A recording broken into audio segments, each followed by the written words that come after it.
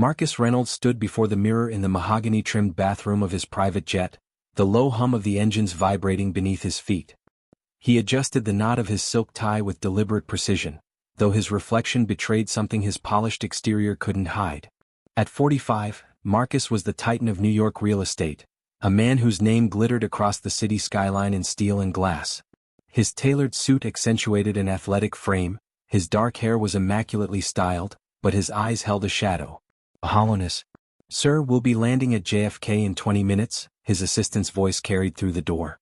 Marcus splashed icy water onto his face, the shock grounding him. He had no space for distraction today. Not when a $5 billion deal, the largest of his career, hung in the balance. This was supposed to be the day that cemented his legacy. No room for weakness. No room for ghosts. And yet, as he returned to the leather seat that had carried him through countless flights, the ghosts came anyway. They always did. Christina. The name alone unraveled him. Christina Taylor, his ex-wife, his great undoing. It had been 5 years since she walked out of his life, leaving nothing but a handwritten note. "I need to find myself." He had been Marcus Reynolds, billionaire, power broker, untouchable. But she had been the one thing he couldn't control, couldn't buy, couldn't keep. She wasn't like anyone else in his world. An artist. A teacher at an inner-city school. A woman whose smile could eclipse the Manhattan skyline, and whose heart overflowed with more compassion than his entire boardroom combined. When they'd first met at a charity gala, she hadn't swooned at his name or his fortune.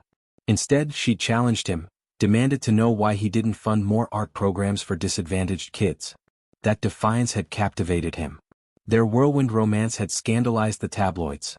The black art teacher from Brooklyn and New York's most eligible billionaire bachelor.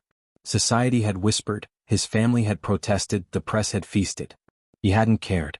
For once, someone had seen him, not his empire. They had married within 6 months. Those first years had been a kind of heaven he hadn't believed himself capable of. Until reality invaded, the weight of society's sneers, the constant spotlight, the insidious racism that gnawed at Christina until she was raw with exhaustion. Slowly their paradise fractured. And then one day she was gone. The jet touched down with a subtle jolt, snapping him back. His phone lit up instantly, alerts from his executives, frantic updates from the board. James Harrison, his ruthless rival, had made a counteroffer. The deal was slipping through his fingers. "The meeting starts in an hour," Sarah, his assistant, reminded as they swept through the private terminal. "We'll go straight to—" Marcus wasn't listening. His gaze had snagged on something, someone. Through the glass of the main terminal he saw her. Christina. The years had only deepened her beauty. Her long braids were now styled into elegant twists, her sundress simple yet radiant, her presence commanding the space around her. For an instant the world tilted. And then he saw them. 2 boys. One on either side of her, clutching her hands. Twins. No more than 4 years old. Their skin a warm caramel. Their eyes, unmistakable, piercing green. His eyes. Marcus's breath caught. His knees threatened to buckle. He was staring at younger versions of himself, alive, laughing, bouncing with excitement at the planes outside. His sons. Sons he hadn't known existed. "Sir, the car is waiting," Sarah tugged at his sleeve. But he couldn't move. His entire body was rooted to the floor as Christina knelt to tie one boy's shoelace, the other tugging at her dress. The truth struck him with brutal clarity. She had left pregnant. She had left carrying his children.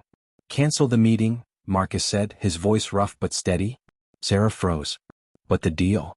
"Cancel everything." He didn't waver. "There's something more important." His heart pounded as he crossed into the main terminal. For a heartbeat, Christina's eyes lifted, colliding with his across the crowd. Recognition. Fear. She turned quickly, clutching the boy's hands as if to flee. "Christina."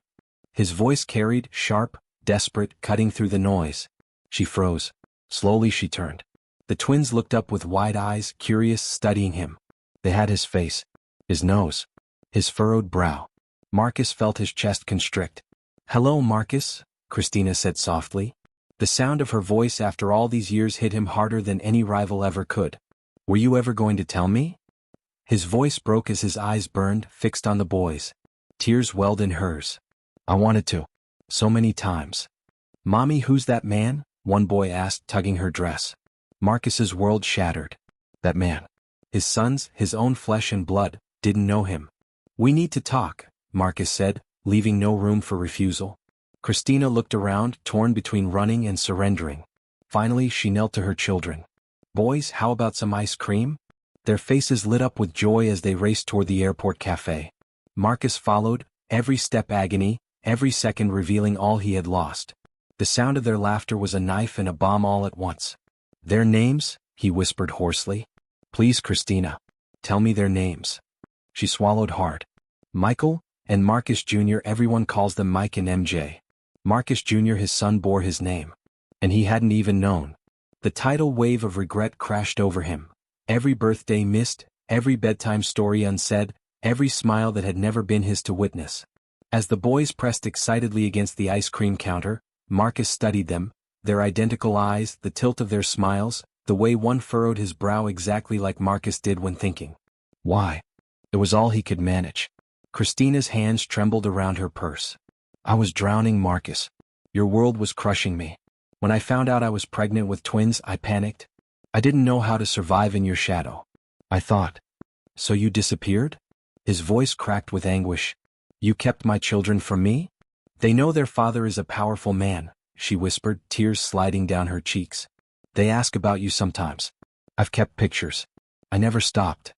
Marcus stared at her, fury and heartbreak warring in his chest, while just a few feet away his sons laughed over ice cream flavors. For the first time in his empire-building life, the billion-dollar deal meant nothing. Only this moment mattered. Marcus ran a hand down his face, struggling to absorb the truth unraveling before him. "You kept them from me," he whispered, his voice rough. "You let them grow up thinking I was just a story, a shadow. But you didn't think I deserved to know them? Love them in person?" Christina's lips parted, but before she could answer, the twins came racing back from the counter, their little hands sticky with excitement. "Mommy, they have chocolate chip cookie dough," MJ announced proudly. "And mint chocolate chip," Mike added, grinning ear to ear. Their innocence cut through Marcus like a blade. Looking into their eager eyes, he felt his entire world rearrange itself. The deal, the empire, the endless boardroom battles, they all fell away. None of it mattered compared to this moment. "Would it be all right," Marcus said carefully, his voice trembling with emotion, "if I joined you for ice cream?" The twins looked up at their mother for permission. Christina hesitated, then gave the smallest of nods. Marcus sat down with them, watching as his sons dug into their Sundays with unrestrained joy. He had missed years, birthdays, scraped knees, bedtime stories, but he made a silent vow right there. It ended today. He would not miss another moment. "Do you like planes?" he asked, remembering how one of them had pressed his nose against the window earlier. "I love them," Mike said, spoon halfway to his mouth. "I'm gonna be a pilot when I grow up." "No way," MJ shot back. "We're gonna build tall buildings. Like the ones in Manhattan." Marcus's throat tightened. His son wanted to follow in his footsteps, without even knowing who he was. Across the table, Christina was watching him closely. Her eyes glistened, her expression torn between fear, love, and regret. The boys chattered on, telling Marcus about their school, their friends, their favorite games. Every laugh, every careless gesture wrapped tighter around his heart. By the time they were busy drawing dinosaurs and superheroes on paper placemats, Marcus turned to Christina, his decision solid. "We need to figure this out," he said, voice low, steady. "I've missed too much already. I want to be their father. Really be their father." Christina nodded, her shoulders slumping. "I see now, keeping them from you was wrong. I thought I was protecting them from your world. But they deserve you. They deserve to know their father." Marcus glanced at his sons, and a vow burned inside him. He would fight for them. Rebuild his life around them if he had to. The next morning, New York society woke to headlines that lit up every breakfast table. Marcus Reynolds' secret heirs, twins revealed at JFK. At the Reynolds penthouse office, Eleanor Reynolds stormed in, the paper trembling in her manicured hands. "Why didn't you tell me immediately?" she demanded, silver hair immaculate, designer suit pressed into armor. "I had to find out about my own grandchildren from page 6. Marcus sat behind his desk, staring at a photo he'd snapped of the twins at the ice cream table. "Because I'm still processing it myself, Mother." Eleanor's voice hardened. "We need to handle this properly. I'll call PR, set up a statement. And of course we'll arrange DNA tests." "Stop." Marcus's voice cut through the air. He rose to his feet, fire in his eyes. "They're mine. One look and there's no doubt. They are my sons. Darling, I know you're emotional, but let's be practical. That woman? Her name, Marcus snapped, is Christina. And she's not just that woman. She was my wife. And the mother of my children. Eleanor flinched at the venom in his tone. Before she could reply, Sarah rushed in, pale and frantic. Sir, Mr. Harrison is on line 1. He's threatening to go public, accusing you of skipping yesterday's meeting to manipulate stock prices. Marcus loosened his tie, his jaw tightening. The $5 billion development deal. The empire. Harrison circling like a shark. For the first time in his life, business wasn't his priority. Tell him I'll call him back, Marcus said, grabbing his jacket. Marcus? Eleanor's voice cracked. This is a crisis. No, mother. His eyes burned with a new conviction. This is my chance to fix the biggest mistake of my life. That evening, Marcus pulled his Ferrari to a stop outside a Brooklyn brownstone. It was a world away from his penthouse tower, yet the flower boxes in the windows, the hand-painted welcome sign, and the vibrant garden radiated warmth. Christina's world. She opened the door before he could knock. Dressed simply in jeans and a blouse, exhaustion lined her face. The boys are at school, she said softly. I know, Marcus replied. I came to talk. Really talk. Inside, the cozy living room was alive with children's artwork. Photos covered the walls, birthday cakes, school plays, first days of preschool. Years of life he had never seen. His chest ached. I should have been there. They're happy, Marcus, Christina said, watching him. They're loved. They've had a good life. A life without their father, Marcus answered sharply. He turned to her, voice breaking. I want to know them. Love them. Support them. I want to be their dad. Tears blurred her eyes. It's not that simple. Your world, your mother, the spotlight, it's exactly what I was protecting them from. I'm not the same man I was 5 years ago, Marcus interrupted. Losing you changed me. And now, knowing about the boys, nothing matters more than them. A knock broke the moment. Christina opened the door to reveal a kindly older neighbor holding a plate of cookies. Just brought the boys' favorites, she said warmly. Then her eyes landed on Marcus. Recognition flared. You're their father, aren't you? I saw the news. My word, those boys do have your eyes. Marcus gave her a grateful smile. Thank you for looking after them. After she left, Christina sank onto the couch, shaken. See? It's starting already. The attention. The gossip. We can face it together, Marcus said firmly, sitting beside her. But first, tell me the truth, Christina. The whole truth. Why did you really leave? She went still, pain flickering across her face. Finally, her voice cracked. The night I found out I was pregnant, I overheard your mother at her gala. She said she was glad I wasn't pregnant yet. Because the family wasn't ready for mixed-race grandchildren. The words hit Marcus like a blade twisting in his gut. Why didn't you tell me? His voice shook with rage and grief. You were stretched thin already, she whispered. 18-hour days. The company expanding. You were tearing yourself apart. I couldn't add more to your plate. And when the pregnancy got complicated, when I was put on bed rest, it just seemed easier to disappear. Easier to raise them away from all of that. Marcus reached for her hand, desperate, aching. No empire is worth missing my children's lives. Christina, I want to make this right. With them. And with you. Before she could respond, the door burst open. Mommy? Mike shouted. We learned about dinosaurs today. And I drew a T-Rex. MJ added proudly, holding up a crayon drawing. Both boys froze when they saw Marcus. Hey, MJ said slowly. You're the man from the airport. The one who had ice cream with us. Marcus's heart thundered. He looked at Christina. She gave a trembling nod. Christina knelt, taking both boys' hands.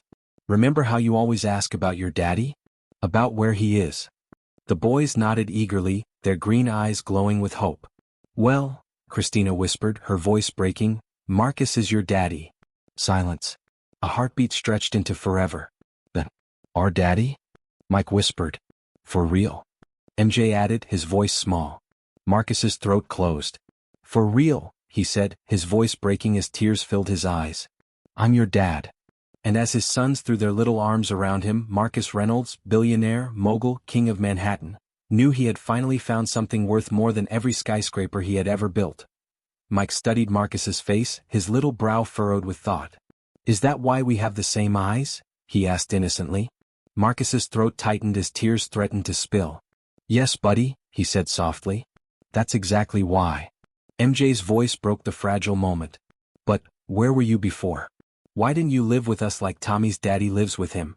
The simple question carried more weight than any boardroom confrontation Marcus had ever faced. He swallowed hard, forcing his voice steady. I didn't know about you, he admitted. But now that I do, I want to be the best daddy I can be. If you'll let me. The boys glanced at each other, communicating in the wordless way only twins could. Then MJ climbed into Marcus's lap, his small hands gripping the man's expensive suit jacket. Can you teach me how to build tall buildings? He asked hopefully. Marcus wrapped his arms around his son for the very first time. His son. I'll teach you everything I know, buddy, he whispered. Mike quickly squeezed in next to them, not wanting to be left out. Will you come to our school play? I'm going to be a tiger. Marcus cupped his cheek, overcome with emotion. I wouldn't miss it for anything in the world. 2 weeks later, Marcus sat in the front row of the elementary school auditorium, watching Mike roar in his striped tiger costume. Beside him, Christina beamed, and MJ bounced in his seat, waving wildly at his brother on stage. But in the back of the room, Eleanor Reynolds, regal, stiff, unyielding, sat like a stone statue, her gaze fixed on Christina rather than her performing grandson. She had insisted on attending to maintain the family image, though her presence poisoned what should have been a perfect moment. After the play, amid cookies and juice in the cafeteria, Eleanor cornered Marcus by the punch bowl. Darling, we need to discuss how you're handling this situation, she said coolly. The board is concerned. Harrison is using your personal drama to undermine investor confidence. Marcus's eyes followed his sons, who were proudly showing his tie to their friends, bragging that their daddy had come to see the play. The board will have to deal with it, he said firmly. My sons come first now. That attitude, Eleanor hissed, is precisely the problem. You've missed 3 critical meetings this week for a school play and a soccer practice. The media is circling like vultures. Our stock price is slipping. Before Marcus could respond, Mike ran up, face still painted with smudged whiskers. Daddy, did you see when I scared the hunter? Was I a scary tiger?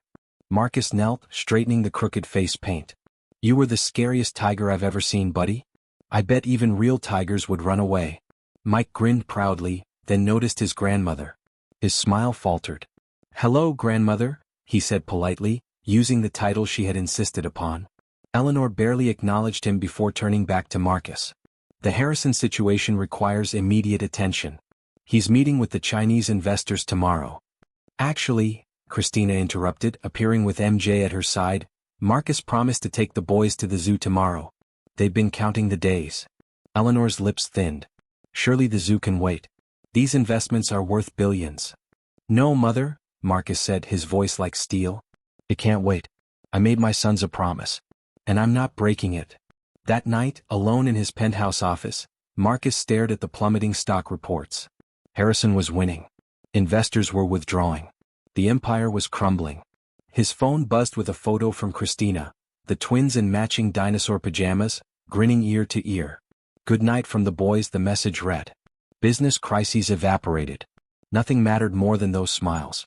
The zoo trip began like magic. Mike and MJ darted from exhibit to exhibit, their excitement infectious. Did you know giraffes have the same number of neck bones as people?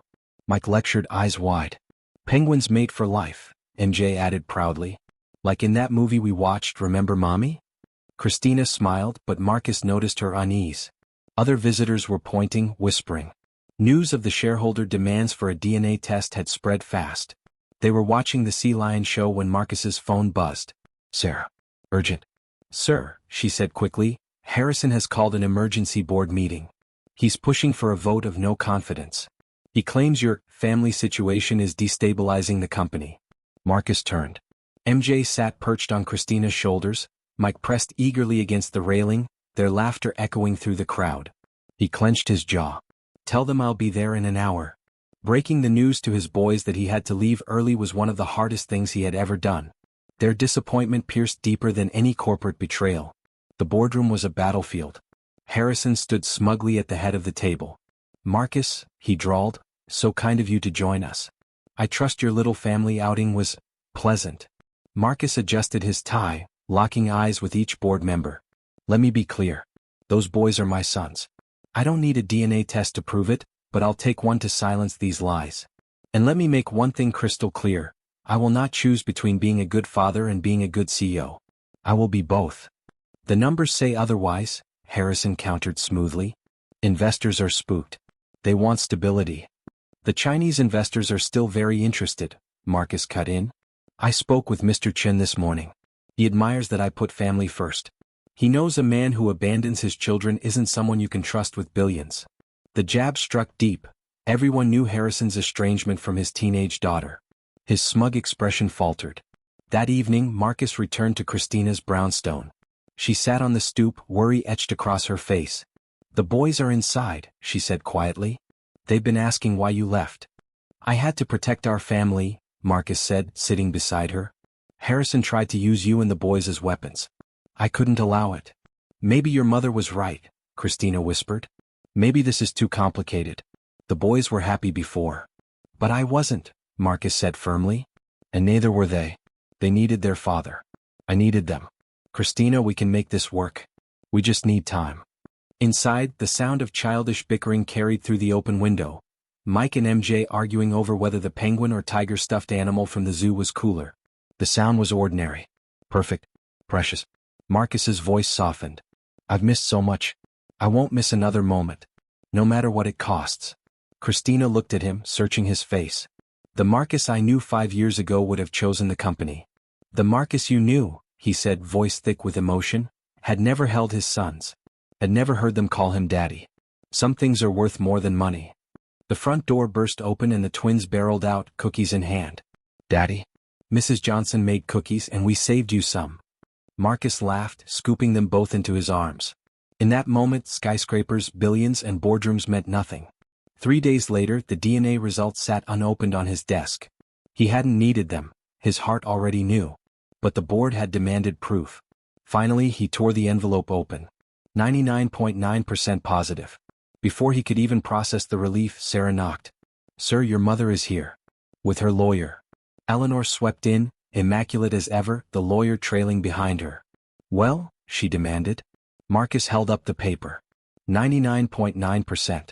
They're mine. Happy now, mother? Can we stop pretending my sons aren't your grandsons? Eleanor sank into a chair, smoothing her skirt. Her expression softened, barely. Now we can. Marcus froze on the porch, his breath catching as he watched his mother, always so composed, polished, untouchable, sink to her knees before his sons. The sight was surreal. Ella Lenina Reynolds, queen of the Manhattan elite, reduced to trembling words and watery eyes. I was so worried about appearances, she whispered, voice breaking as her manicured hand reached hesitantly toward MJ's blue cast. About status. About what people would think. I let my pride blind me. And in doing so, I nearly lost the chance to know my grandsons. Michael looked at Christina nervously as if seeking permission. Christina nodded gently and the boy stepped forward, allowing Ella Lenina to brush her fingers over the cast. Her lips trembled as she whispered, You're brave just like your father was at your age. Marcus's throat tightened. He had spent a lifetime trying, and failing, to impress this woman. But in this moment, it wasn't about him. It was about his sons. Mother, Marcus said, his voice firm but not cold. If you want to be in their lives, it will be on our terms. No lawyers, no scheming. No whispers about status or bloodlines. Only love. They deserve that. Nothing less. Tears streaked Ella Lenina's face, ruining her immaculate makeup. I don't know how to undo the damage I've done. Christina stepped forward, her tone steady but not unkind. You start by showing up. Not with money. Not with conditions. Just with honesty. They don't need another critic. They need a grandmother who sees them for who they are. For a long moment, silence hung heavy in the air. Then MJ, in all his childlike innocence, tilted his head and asked, Does this mean you'll come to Disneyland with us? The words pierced through the tension like sunlight breaking through storm clouds. Ella Lenina let out a soft, broken laugh, shaking her head. Maybe not Disneyland, sweetheart, but I would love to visit you. If your mommy and daddy allow it. Marcus's heart clenched. He had never heard his mother ask for permission in her life. Christina crouched beside her sons, brushing their curls back. What do you think, boys? Should we let Grandma come visit us in California? Mike nodded eagerly. If she brings cookies like Mrs. Johnson. Everyone laughed, soft, hesitant, but real. For the first time in years, the sharp edges of the Reynolds family seemed to soften. The movers carried boxes past them, loading the last of Christina's brownstone life into trucks. The moment was fragile, precious, but reality loomed. Marcus's phone buzzed again. Another message from Harrison's lawyers. Another threat. Another reminder that peace would not come easily. He ignored it. Instead, Marcus took his sons by the hands and looked at Christina. "It's time." Christina nodded, her eyes filled with a mix of fear and hope. She turned to Mrs. Johnson, who was dabbing at her eyes with a handkerchief. "We'll call every week. I promise." The older woman pulled her into a fierce hug. "You better. And those boys better remember who taught them how to plant tomatoes." Mike and MJ chimed together, "We will," before racing toward the waiting SUV, their laughter echoing down the block. As Marcus and Christina followed, Elenina lingered behind, standing in the doorway of the life her son was leaving behind. For the first time she didn't call out demands, didn't try to stop him. She only whispered to herself, "Don't make the same mistakes I did." Hours later, the Reynolds jet soared westward, the Manhattan skyline shrinking into the horizon. Inside, Marcus sat with MJ asleep against his chest, Mike snuggled against Christina's side. The hum of the engines was steady, almost soothing, but his mind was anything but calm. He pulled out his laptop, ignoring the flood of unread messages from Harrison. Instead, he opened a blank document and began typing. The Reynolds Foundation for Art and Education. He typed the words with deliberate strokes. A new legacy. One that honored Christina's passion, his son's future, and the lessons of a love he had nearly lost forever. Christina watched him quietly, her hand resting on his arm. "You're building something bigger than towers this time." Marcus turned, meeting her gaze. "This time, I'm building a life worth living." For the first time in years, Christina believed him. Marcus's eyes drifted to Sophia's retreating figure as she waved goodbye from the edge of the property, her sundress swaying in the ocean breeze. Christina tilted her head at him, her hand resting softly on his arm. "I just think everyone deserves a chance at happiness," Marcus murmured, his voice low but resolute, as if convincing himself as much as her. That night, the family sat on the beach, toes buried in warm sand while the sun melted into the Pacific horizon. The twins curled up with their new golden retrievers, Zeus and Apollo, giggling as the dogs pawed at seashells. Christina leaned against Marcus, her head resting on his shoulder, her curls glowing like fire in the fading light. It was Christina. Her voice was trembling. "Marcus, reporters are outside the school. They're shouting K's." Marcus inhaled deeply, the salt air filling his lungs, grounding him. For the first time in years, corporate drama seemed distant, irrelevant, mere noise compared to the symphony of laughter and waves surrounding him. He watched his sons, their eyes wide with wonder at the streaks of orange and violet across the sky, and felt something stir in his chest. "Daddy?" Mike asked sleepily, tugging at his sleeve. His voice was small, vulnerable. "Is this our happy ending?" Marcus pulled his son closer, kissing his forehead. He looked at Christina, then at MJ, who was clutching his bucket of seashells like treasure. "No, buddy," Marcus whispered, his voice thick with emotion. "This isn't our ending. This is our happy beginning." But life, cruel and relentless, had other plans. As they headed back toward the house, Marcus's phone buzzed in his pocket. He almost ignored it, but something in his gut urged him to check. His stomach dropped as he read the message. DNA test results might have been tampered with. Harrison demanding new tests. Emergency hearing scheduled. His gaze lifted from the glowing screen to his family. Christina was laughing softly, helping MJ carry his seashells. Mike was racing Apollo across the sand, his little legs pumping hard, the dog bounding joyfully beside him. Behind them, Elenina, his mother, was pointing out constellations to the boys in the darkening sky, her voice softer, gentler than he remembered from his childhood. Marcus clenched the phone so tightly his knuckles whitened. He wouldn't let anyone threaten this. Not Harrison. Not the courts. Not anyone. The waves crashed against the shore, steady and eternal, whispering their reminder. Life, like the ocean, was full of ups and downs.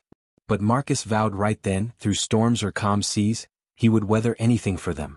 The morning dawned golden over Malibu, the first school day for Mike and MJ.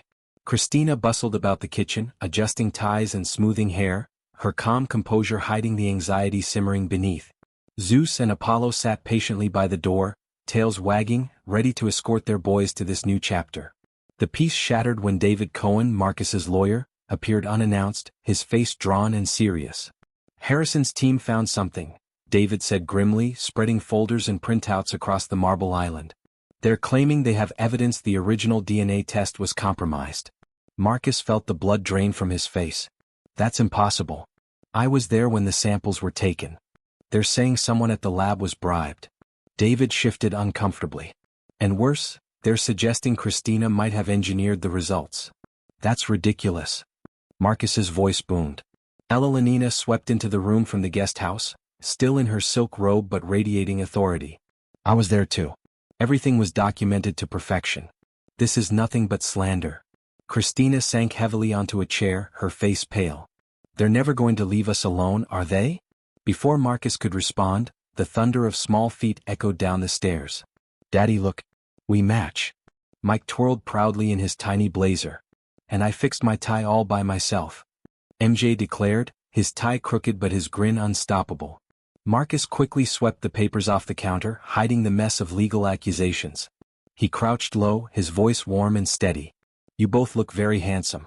Ready to show Malibu who the Reynolds twins are. The boys beamed, running to the door. Christina, holding her composure, kissed Marcus on the cheek before driving them to school. The moment the SUV disappeared down the driveway, Marcus turned back to David and Elenina. We need to get ahead of this, David warned. Harrison's pushing for an emergency hearing. He wants the children returned to New York pending new investigation. Returned? Marcus's voice shook with rage. They're not property. They're my sons. Elenina placed a firm hand on his arm. Of course they are. Anyone with eyes can see that. But we need strategy. She turned to David. What about Judge Williams? She owes me a favor from that charity gala last year, but David's thought was cut off by Marcus's buzzing phone. Tynes about DNA tests at the boys. The principal had to call security. Marcus was already grabbing his keys. I'm on my way. Call Thomas, Elenina snapped. We may need a doctor's statement about the boys' well-being. When Marcus arrived, chaos reigned outside the school gates. Christina was shielding the boys with her body as flashing cameras exploded around them. Mr. Reynolds, is it true the DNA test was faked? Mrs. Reynolds, did you bribe the lab technician? Boys, do you even know who your father is? Mike was crying, clinging to MJ, who tried to stand tall like Marcus always told him, but his lip trembled. Enough. The crowd parted as Thomas Blake strode forward, his white doctor's coat gleaming in the sunlight. His voice carried like thunder. These are children, not a circus act. Back away before I have every one of you charged with harassment of minors. The crowd faltered, security finally clearing a path. Marcus swept his family inside the principal's office, where the twins clung to their parents. Maybe we should take them home, Christina whispered, stroking MJ's hair. No, Marcus's jaw was steel. We can't let Harrison win by disrupting their lives. Thomas knelt before the boys, his tone calm but strong. Hey, remember what we learned about being brave with Zeus and Apollo? Sometimes scary things happen. But we faced them together. The boys nodded, tears drying on their cheeks. Tell you what, Thomas continued with a conspiratorial grin. How about I walk you to class? I hear there's a pet rabbit named Snowball waiting. Their eyes lit instantly.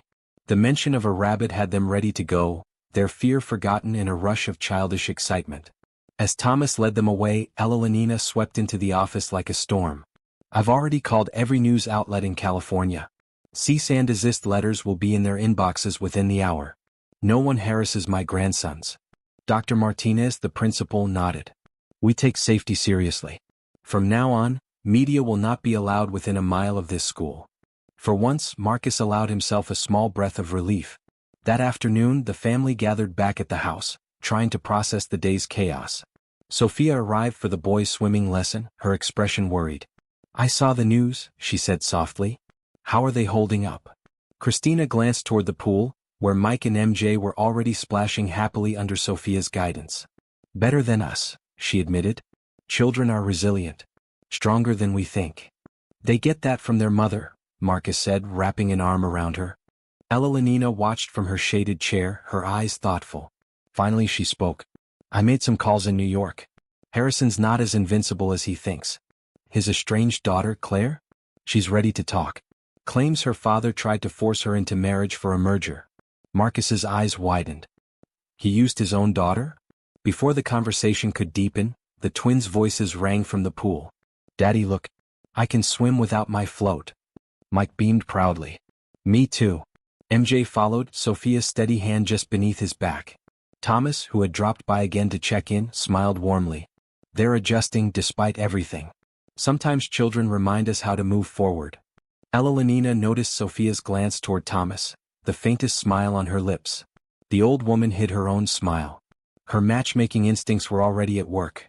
That night, once the twins were tucked into bed, the adults convened in the living room. Legal papers spread across the coffee table like weapons ready for battle. Harrison's desperate, David said, his voice sharp. The company stock has risen since the West Coast expansion. He's losing his grip. He'll do anything to destabilize you. Let him come after me, Marcus growled. But when he targets my children, he's crossed the line. Christina touched his arm, grounding him. We need to think of the boys. They need stability more than anything. As their doctor, Thomas interjected, I can testify they're thriving here. Harrison's interference is damaging, not protective. Sophia, lingering after dinner, added gently, they're making progress every day. They're confident in the water, confident in themselves. The court needs to see that. Elenina looked around the room, pride flickering in her eyes.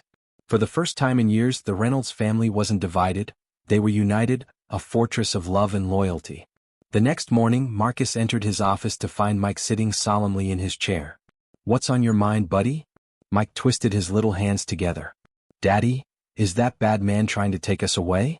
Marcus's chest ached. He pulled his son onto his lap, holding him close. Nobody is taking you away. Ever. You and your brother belong here, with Mommy and me. Always. Promise? Mike's eyes searched his father's. I promise, Marcus whispered, fierce and unbreakable. MJ suddenly burst in, dragging Zeus and Apollo behind him. Daddy, the dogs found a crab on the beach. Marcus laughed, relief breaking through the tension. Watching his sons marvel over their discovery, he thought, let Harrison try his worst. This love, this life, is untouchable. But the piece was fragile. Christina's first art exhibition at the twin school should have been a joyous occasion, the gallery lined with children's paintings, including Mike's bold brushstrokes and MJ's bright colors. Yet the celebration was tainted when a thick manila envelope arrived that morning. Marcus tore it open, his hands trembling. They're demanding the boys appear in court, he said hoarsely. They want them questioned by a child psychologist. Christina's face went white. They're 4 years old. What could they possibly ask them? Whether they know who their father is? Marcus muttered darkly. Elenina snatched her phone, fury blazing. I'm calling Judge Williams right now. This is harassment. Before she could dial, Thomas stormed in, his face pale as he thrust his tablet into Marcus's hands. You need to see this. On screen, a live broadcast from New York. James Harrison stood at a podium, his arm possessively gripping the shoulder of a young woman, Claire Harrison. The Chiron scrolled, Harrison daughter recants. Claire's voice was flat, her eyes strangely lifeless. My father was right all along. I regret my earlier statements. His concerns about the Reynolds children are legitimate. Elenina's lips curled into a razor-thin line. Something's not right. Last week, she was ready to testify against him. Money talks, Thomas said grimly. But Marcus's gut told him it was more than money. This was war. Marcus's declaration hit the boardroom like a thunderclap. For a moment, silence hung heavy in the air, broken only by the faint hum of the air conditioner. James Harrison's smug composure faltered, his face darkening as though someone had ripped the mask from him in front of the entire board. You're bluffing, Harrison spat, his voice low and venomous. You'd never walk away from Reynolds Enterprises. This company is you. Marcus leaned forward, his gaze steady, unflinching. No, James. This company was my prison. My sons, my family, they're my freedom. I will not let you use this board as a weapon against them. Claire's voice rang out from the side of the room, trembling but resolute. And I won't let you use me anymore, Father. I was complicit in your schemes, yes, but no more. If this board wants the truth, you should know the kind of man you've been trusting. He blackmailed me, manipulated me, and threatened to destroy people I love just to keep control. The board members shifted uncomfortably. Eleanor seized the moment, rising from her chair with the authority of a woman who had rebuilt fortunes from ashes. Gentlemen and ladies, the facts are clear. Harrison's claims are fraudulent. His own daughter stands against him. The Reynolds legacy is strong, not because of skyscrapers and balance sheets, but because of values. Marcus is right. Our stockholders don't just want profits. They want integrity. And I, for one, Will not allow a liar to dictate the future of this company. A murmur of agreement rippled through the room. Harrison's hand slammed the table, his composure finally shattering. You'll regret this, Marcus. Do you think the world respects weakness? You give up now, you'll lose everything. No, Marcus said calmly, standing to his full height. I've already won. Because when I walk out of here, I'll be going home to the only thing that matters. My sons. My wife. My family. You'll never understand that, James, because all you've ever cared about is power. The weight of his words lingered in the air. Robert Chin, seated quietly in the corner until now, stood and added, For what it's worth, Marcus, you're not losing anything. With my backing, your new venture will thrive. Sustainable projects, family-centered development. That's the future. Harrison is yesterday's greed. You're tomorrow's hope. The board, sensing the tide had irrevocably turned, began nodding one by one. Harrison, red-faced and sputtering, realized he was outnumbered, outmaneuvered, and exposed. Fine, he hissed, snatching up his papers. But don't think this is the end. Men like me don't disappear. We wait. We strike. Marcus didn't flinch. Strike at me all you want, James. But stay away from my family. That's your last warning.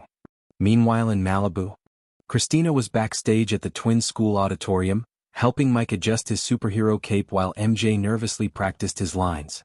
The buzz of children and parents filled the air, but her eyes kept flicking to the door. Where was Marcus? He promised. Mommy, MJ whispered, tugging her sleeve, what if Daddy doesn't make it? Christina swallowed the lump in her throat and knelt down, forcing a smile. Then you'll see him right after, cheering louder than anyone else. He's never missed a promise, MJ. Not once. But inside, fear gnawed at her. Harrison was dangerous. Marcus was facing him right now. What? Her phone buzzed. A message. She snatched it up.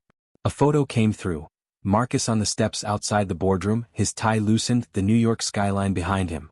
He was holding up 2 fingers in a V sign, victory. Beneath it his text, on my way. Don't start without me. Christina exhaled, tears springing to her eyes. He's coming, boys, she whispered. 2 hours later, the auditorium lights dimmed. Parents hushed. Children shuffled into place. The curtain began to rise. And at the last possible second, Marcus slipped into the back row, slightly breathless but with a grin stretching ear to ear. Christina saw him instantly. Their eyes locked across the crowded room, and she felt her chest tighten with relief. He'd kept his promise. On stage, Mike strutted forward in his superhero costume, striking a heroic pose. Fear not, citizens, he declared, his little voice trembling with excitement. Justice is here. Laughter and applause filled the room. MJ followed, stumbling over his cape, but catching himself with determination. And no villain can beat us because we fight together. Marcus's heart swelled as he watched his sons shine under the spotlight, his hands clapping louder than anyone else's. His eyes stung with pride, and with regret for every moment he'd missed. But that regret was behind him now. He would never miss another. Christina leaned against the side wall, her gaze fixed on Marcus. He wasn't just the billionaire real estate mogul anymore. He wasn't the man chained to skyscrapers and boardrooms. He was theirs. A father. A husband. A man reborn. And as the boys took their bows, giggling and waving at the crowd, Marcus stood, cupping his hands around his mouth to shout, "That's my boys." The room erupted in applause, but Christina knew the true victory had already been won. Their family was whole again, and nothing, not James Harrison, not boardroom wars, not the weight of society's judgment, could tear them apart now. The boardroom was thick with tension, the echo of Harrison's last words still hanging in the air. "Do you accept, James?" Before he could respond, Marcus's phone buzzed on the polished mahogany table.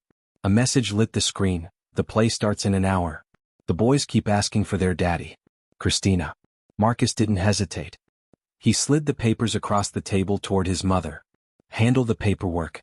I have a promise to keep." Minutes later, his private jet carved through the sky, breaking records as it streaked toward California. By the time he rushed into the school auditorium, the principal's voice was already echoing across the microphone with opening announcements. Christina was pacing nervously in the hallway. When she saw him, her eyes filled instantly with tears. "You made it." He pulled her close, breathless but steady. "Wild horses couldn't keep me away. It's over, Christina. Harrison can't hurt us anymore. The company doesn't matter. I have everything I need right here." He kissed her softly. The classroom door cracked open and Mike peeked out in his superhero costume, his face lighting up. "Daddy?" MJ appeared beside him, his cape crooked. "You came." Marcus knelt down, straightening MJ's cape, adjusting Mike's mask. "Of course I came. I promised, didn't I?" The play, in Marcus's completely unbiased opinion, was the greatest theatrical performance in history. Mike, as the superhero, saved the day while MJ, his trusty sidekick, helped him vanquish the evil vegetables determined to stop children from eating dessert. The audience was filled with their new California family, Sophia and Thomas holding hands, Mrs. Johnson wiping tears, Ella Lenina beaming in the front row. Even Robert Chin had flown in to show his support. Afterward, as the twins breathlessly recounted every moment to anyone who would listen, Marcus pulled Christina aside. His heart pounded, but his voice was steady. "There's something I've been wanting to ask you." He reached into his pocket, his eyes never leaving hers. "5 years ago I lost you because I forgot what really mattered. I won't make that mistake again." He dropped to one knee, holding out a ring. "Christina Thompson, will you marry me again?" The twins spotted what was happening and rushed over. "Say yes, Mommy." Mike bounced on his toes. "We can be ring bearers," MJ added proudly. Christina looked at her family, the man she had never stopped loving, the sons who were their greatest blessing, the people who had become their California dream. Tears blurred her vision. "Yes," she whispered. "Yes to everything." As Marcus slipped the ring on her finger, Ella Lenina discreetly dabbed at her eyes while Mrs. Johnson sobbed openly. Sophia leaned into Thomas, already whispering about helping plan the beach wedding. The twins wrapped around their parents' legs, forming a perfect family circle. Zeus and Apollo, brought in from the car, bounded happily to join the celebration. "Are you sad about the company, Daddy?" Mike asked, perceptive beyond his years. Marcus scooped him into his arms, MJ climbing into the other. "How could I be sad? I have everything a man could ever want right here." Christina brushed a smudge of face paint from Mike's cheek. "What happens now?" Marcus looked around at his family, the one he had lost and found again, the one that had only grown stronger through every storm. "Now," he said, "we live happily ever after." But life, as they all knew, was never quite that simple. 3 months later, the Malibu beach was transformed into a wonderland of white flowers and twinkling lights. The twins practiced their ring-bearer duties with Zeus and Apollo trotting beside them.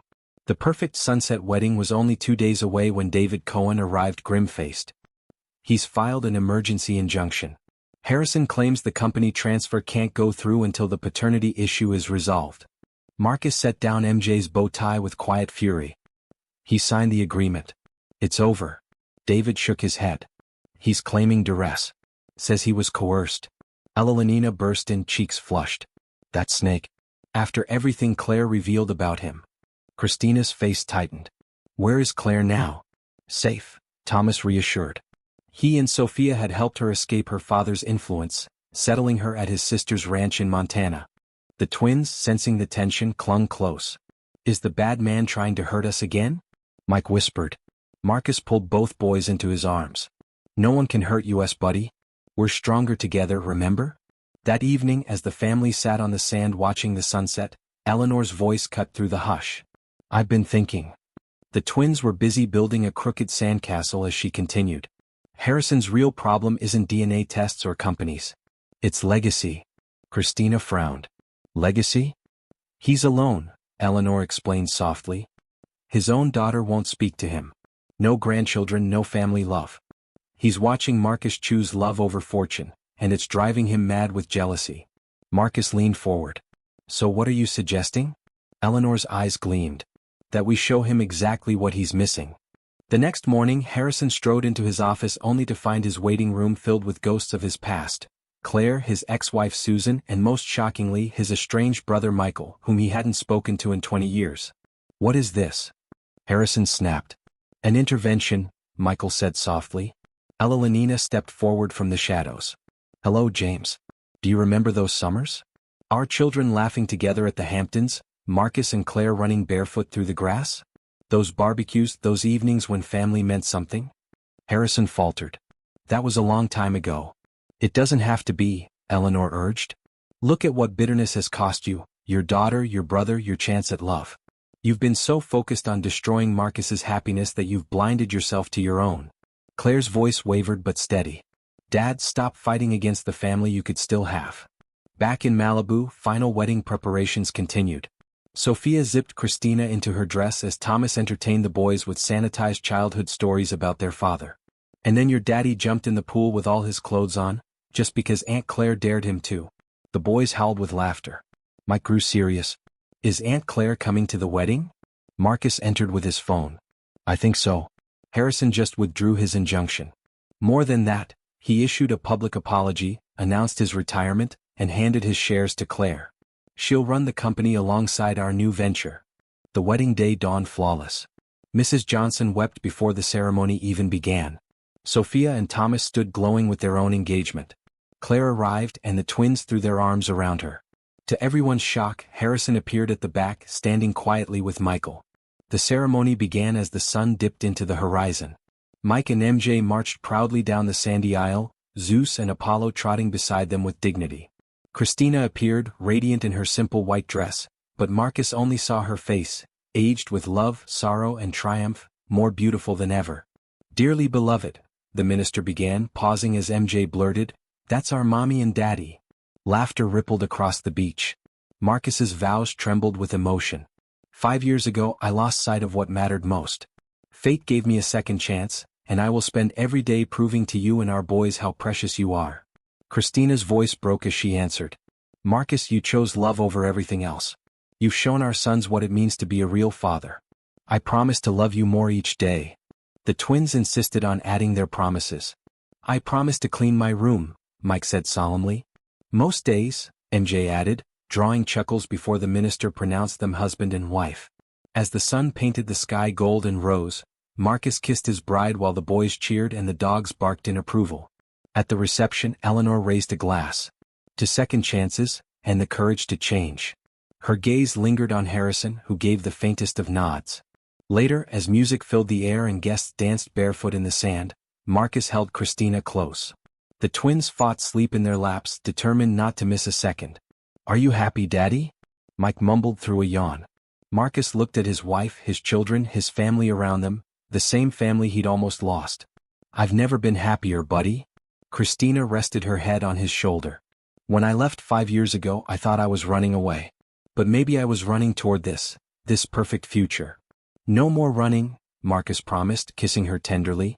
No, Christina agreed. We're home.